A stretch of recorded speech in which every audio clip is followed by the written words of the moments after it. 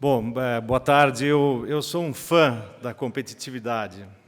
Não por acaso, porque a competitividade é o core business da A.T. Kearney.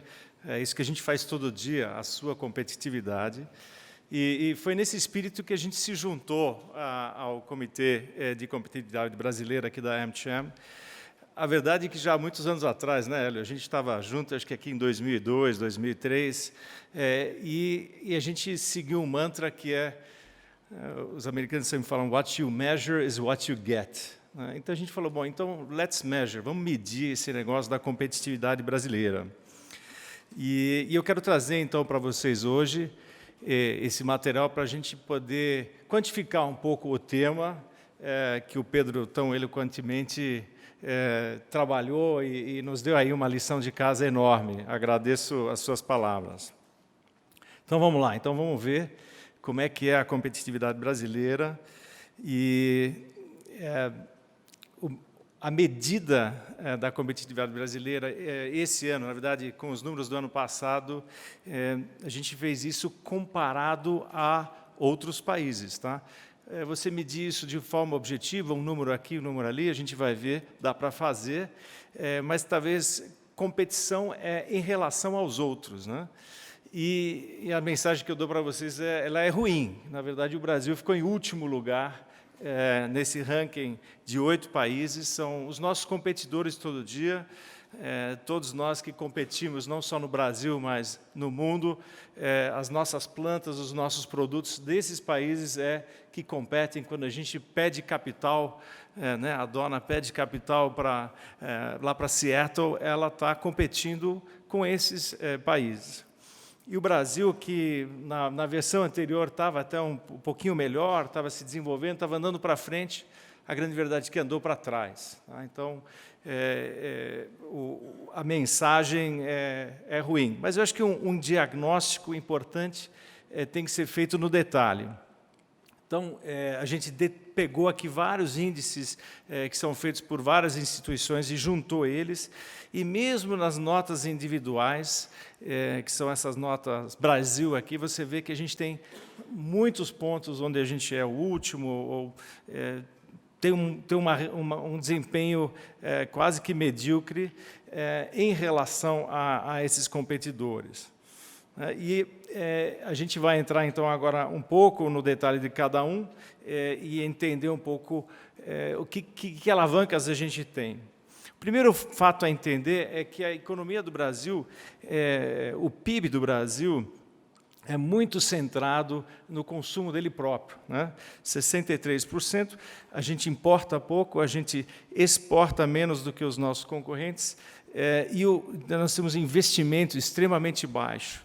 Então, esse é um problema. Aí falou, bom, então, já que o nosso mercado doméstico é tão grande, como é que a gente alavancou isso nesse período de observação?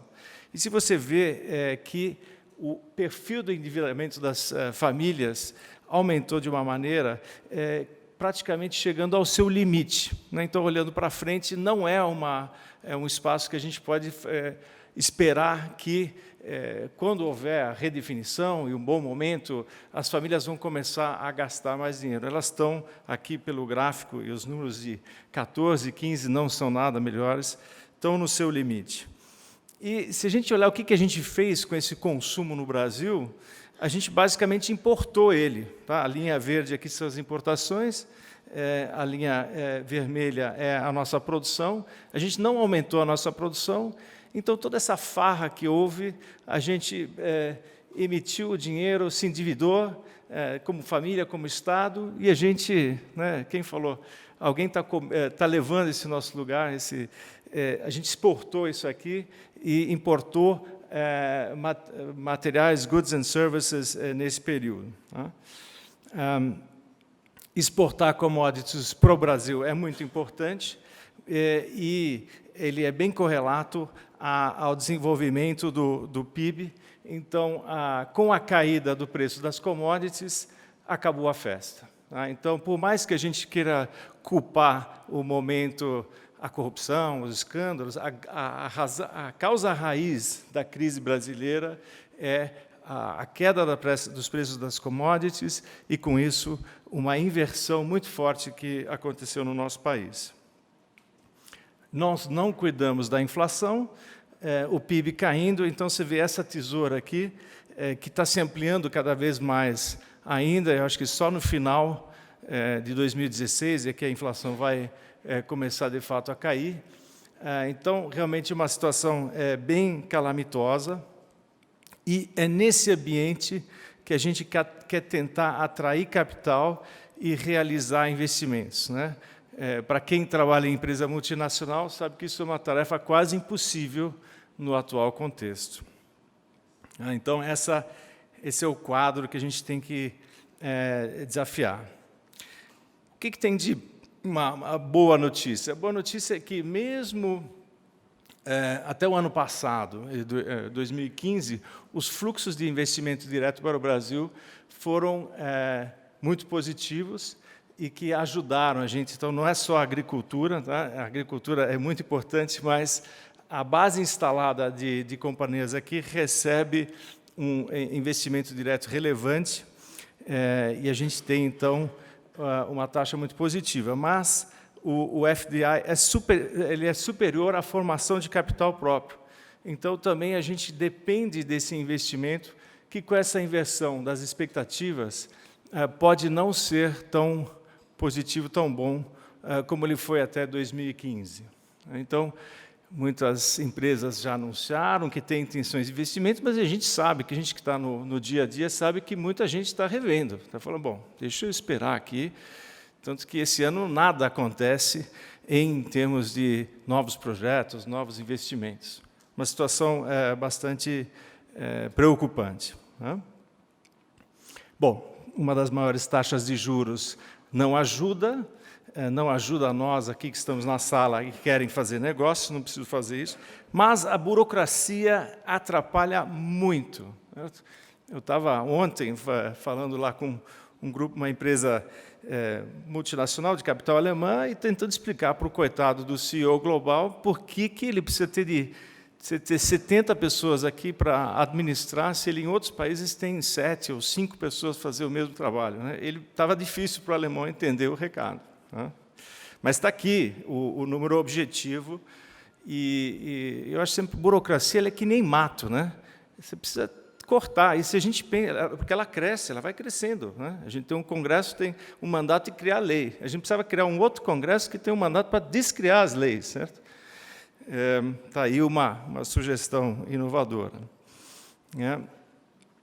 A complexidade fiscal é horrorosa, está aqui as 2.600 horas que a gente precisa para preparar imposto, e diga-se passagem que temos uma Receita Federal muito competente, no sentido de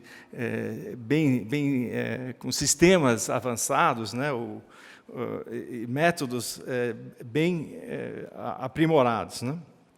E você vê aqui uma comparação bem interessante da carga fiscal brasileira. Ela é nitidamente maior comparado com o momento que a gente está de PIB per capita.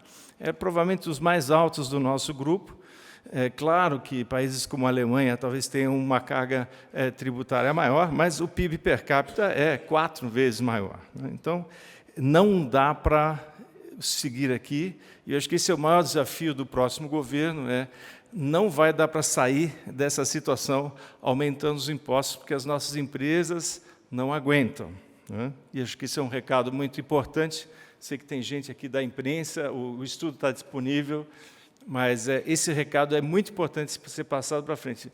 Não dá para aumentar mais os impostos para quem opera no Brasil, né? E a gente vê que a qualidade do gasto público ele é muito ruim. Ele vai para o refinanciamento da dívida, vai 28% do nosso gasto público, 22% para a Previdência, ou seja, para a gente que não está mais trabalhando, né? Então, sobra muito pouco. Olha, se você vê ali educação, trabalho, saúde, é só o pedacinho de cima ali que sobra para ajudar o Brasil a andar para frente. Então, nós temos uma bola de ferro tremenda nesse garoto jovem que é o Brasil. A corrupção, por incrível que pareça, o Brasil não é o pior país do mundo em termos de corrupção, existem outros. No índice de 2014, certo? Talvez a gente vá um pouquinho pior no índice em 2015, mas ela tem um custo muito pesado, né? Em 2013, a estimativa era que era 2,3% do PIB. Eu acho que a gente vai ter atualizações nesse número para os anos 15 e 16. É outra bola de ferro que a gente tem e que a gente precisa se livrar para andar para frente. E, finalmente, a Fernanda vai falar um pouquinho mais sobre fatores de produtividade, então eu vou correr um pouco nessa parte, mas a gente perde competitividade com o crescimento salarial acima da produtividade da indústria. Tá?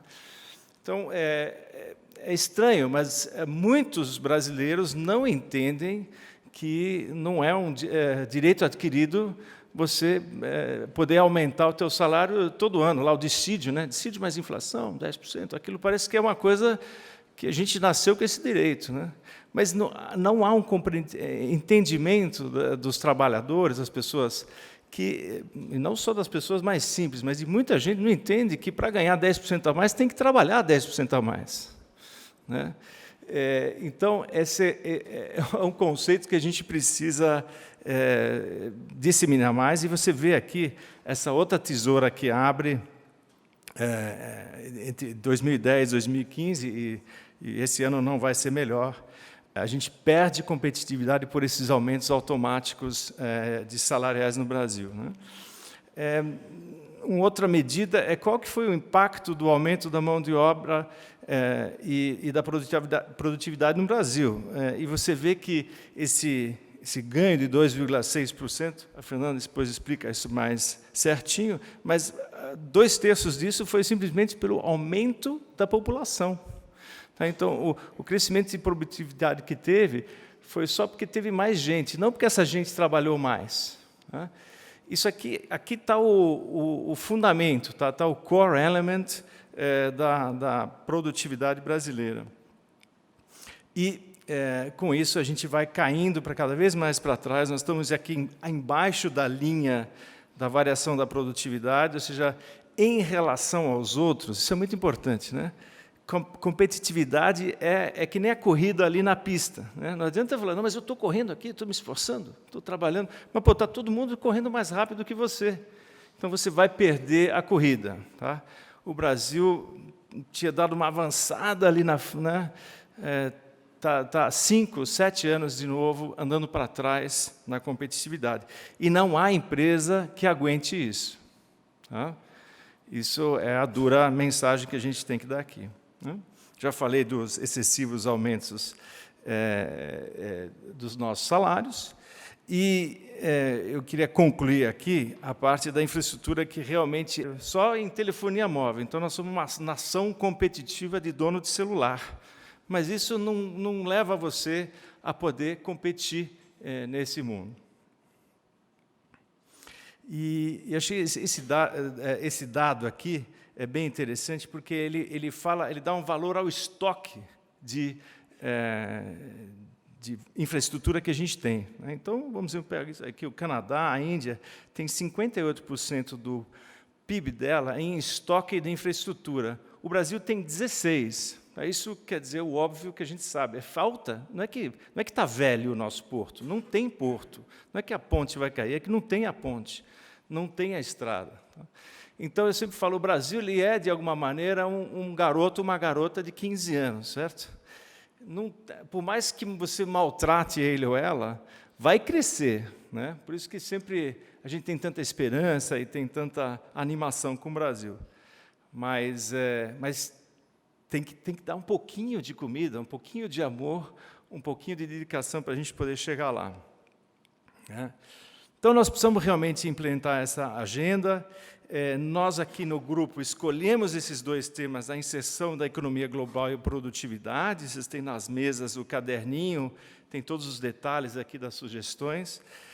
Não porque as outras coisas são importantes também. A eficiência do governo, acabei de falar que precisamos ter um governo mais eficiente.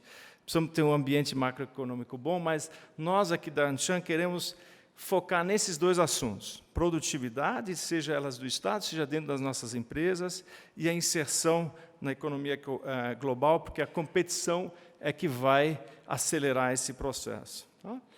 Então, essa é a agenda, ela está aqui na tua mesa, eu só queria lembrar vocês, por favor, deem uma lida, tragam sugestões para o grupo de dentro das suas empresas. Às vezes, parece que é um detalhe, certo? Mas a gente esteve lá, bateu um papo com a turma da GE, e eles descobriram que tinha ali uma portaria que, se mudasse, mudava tudo. Tá? Então, sinta-se à vontade de trazer essas informações para a gente, porque está na hora de enfrentar esse desafio. Se ficar, o bicho pega, se correr, o bicho come. Muito obrigado.